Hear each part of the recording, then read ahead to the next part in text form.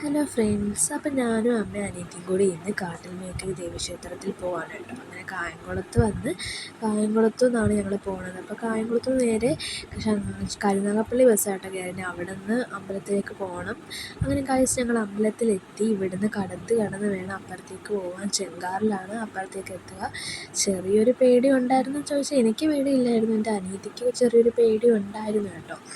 ഇവിടുന്ന് അപ്പുറത്തോട്ട് ഇറങ്ങി കുറച്ചങ്ങോട്ട് നടക്കുമ്പോഴാണ് അമ്പലം. അങ്ങനെ ഞങ്ങൾ അമ്പലത്തിൽ എത്തിയിട്ടുണ്ട്. ഇനി നമ്മൾ ഇവിടുന്ന് നേരെ മണി കെട്ടാനൊക്കെ ഉള്ള രസീതൊക്കെ എടുക്കണം. അതെല്ലാം എടുത്തിട്ട് വേണം അമ്പലത്തിലേക്ക് പോകാൻ. അപ്പോൾ രസീതെല്ലാം എടുത്ത് കഴിഞ്ഞ് ക്യൂവിൽ നിൽക്കുകയാണ് അകത്തേക്ക് കയറാനുള്ള. അകത്തെല്ലാം കയറി തൊഴുതിട്ട് വന്നിട്ട് വേണം മണിയൊക്കെ കെട്ടാനായിട്ട്. അങ്ങനെ എല്ലാ കാര്യസാധ്യത്തിനും വേണ്ടി ഞാനും ഒരു മണിയൊക്കെ കെട്ടി.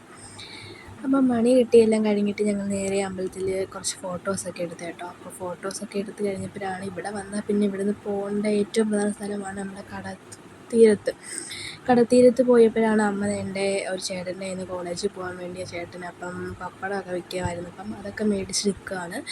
ഞാനാണെങ്കിൽ കടലിൻ്റെ അയലത്തോട്ട് പോകത്തില്ല, അതുകൊണ്ട് ദൂരെ നിന്ന് മാറിയാണ് കുറച്ച് വീഡിയോസൊക്കെ എടുത്തത്. പിന്നെ എൻ്റെ അനിയത്തിയുടെ കൈ ഫോൺ കൊടുത്ത് വിട്ടാണ് കടലിൻ്റെ കുറച്ച് അടുത്ത് നിന്ന് വീഡിയോസൊക്കെ എടുത്തത്. അവളാണ് ഈ വീഡിയോസെല്ലാം എടുത്തിട്ട് വന്നത്. അങ്ങനെ എനിക്ക് കുറച്ച് കോളേജിലേക്ക് കുറച്ച് സാധനമൊക്കെ വാങ്ങാനുണ്ടായിരുന്നു. അപ്പോൾ അത് ഇവിടുന്ന് കുറേയൊക്കെ വാങ്ങിച്ചിട്ട് ഞങ്ങൾ തിരിച്ച് വീട്ടിലേക്ക് പോവുകയാണ്. അങ്ങനെ ഞങ്ങൾ തിരിച്ച് വീട്ടിലേക്ക് പോകാനുള്ള ബസ്സൊക്കെ കയറി ഇരിക്കുകയാണ്.